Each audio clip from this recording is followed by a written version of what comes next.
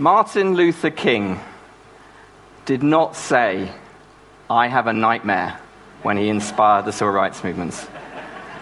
He said, "I have a dream." And I have a dream. I have a dream that we can stop thinking that the future will be a nightmare.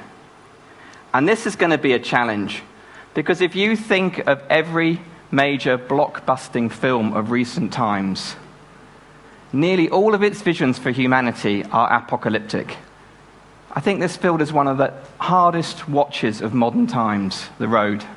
It's a beautiful piece of filmmaking, but everything is desolate. Everything is dead.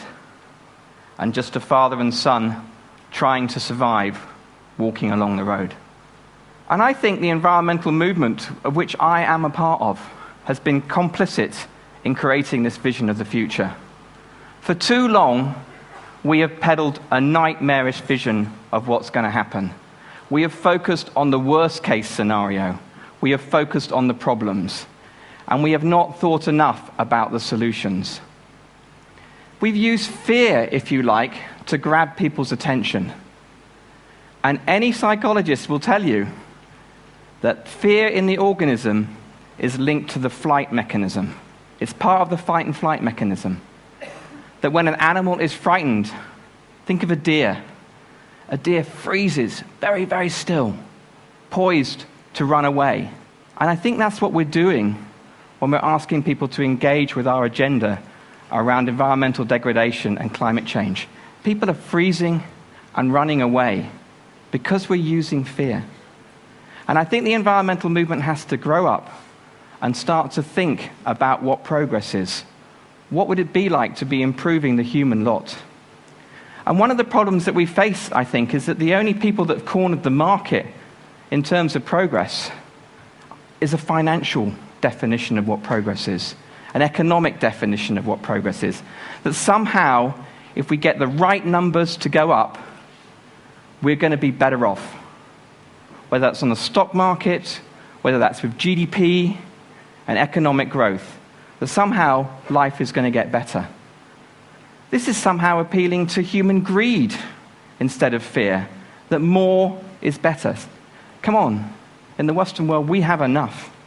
Maybe some parts of the world don't, but we have enough.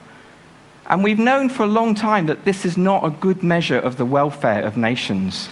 In fact, the architect of our national accounting system, Simon Kuznets, in the 1930s said that a nation's welfare can scarcely be inferred from their national income.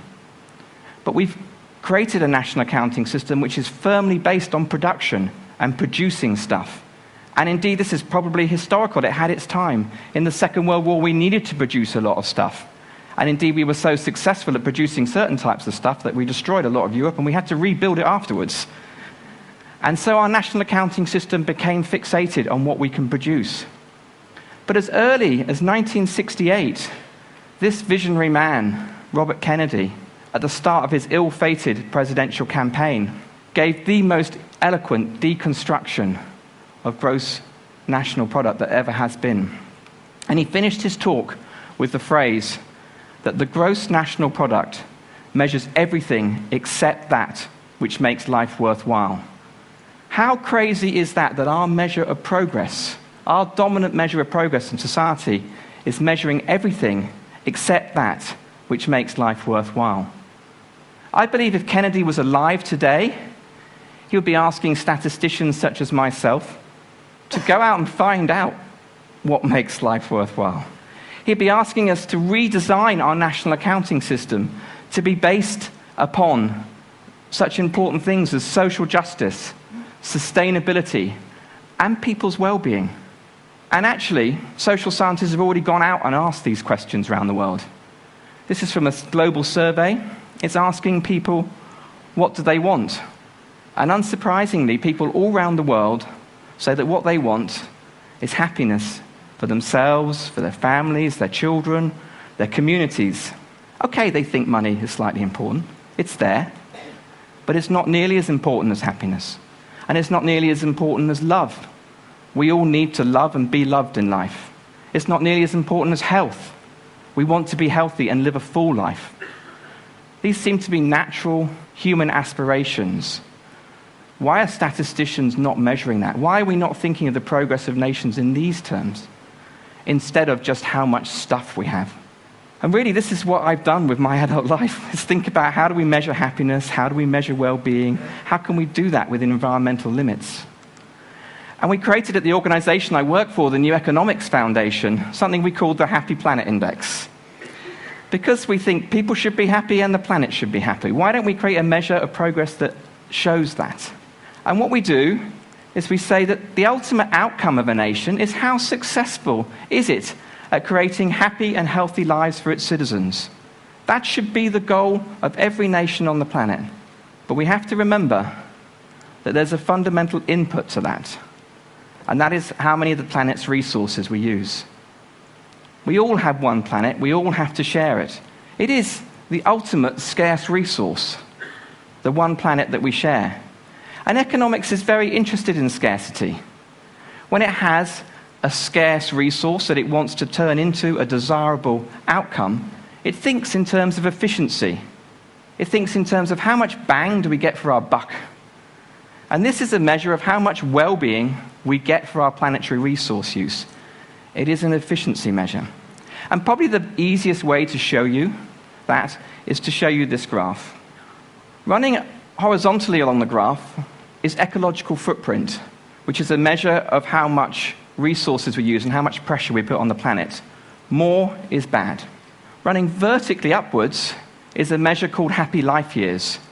It's about the well-being of nations. It's like a happiness-adjusted life expectancy. It's like quality and quantity of life in nations. And the yellow dot there you see is the global average. Now there's a huge array of nations around that global average. To the top right of the graph are countries which are doing reasonably well in producing well-being, but they're using a lot of planet to get there. They are the USA, other Western countries going across in those triangles, and a few Gulf states in there, actually. Conversely, at the bottom left of the graph are countries that are not producing much well-being, typically sub-Saharan Africa. In Hobbesian terms, life is short and brutish there. Average life expectancy in many of these countries is only 40 years. Malaria, HIV/AIDS are killing a lot of people in these regions of the world. But now for the good news. There are some countries up there, yellow triangles, that are doing better than global average, that are heading up towards the top left of the graph. This is an aspirational graph. We want to be top left, where good lives don't cost the earth. They're Latin American. The country on its own, up at the top, is a place I haven't been to. Maybe some of you have. Costa Rica. Costa Rica. Average life expectancy is 78.5 years. That is longer than in the USA. They are, according to the latest Gallup World Poll, the happiest nation on the planet. Than anybody, more than Switzerland and Denmark. They are the happiest place. They are doing that on a quarter of the resources that are used typically in Western world. A quarter of the resources. What's going on there? What's happening in Costa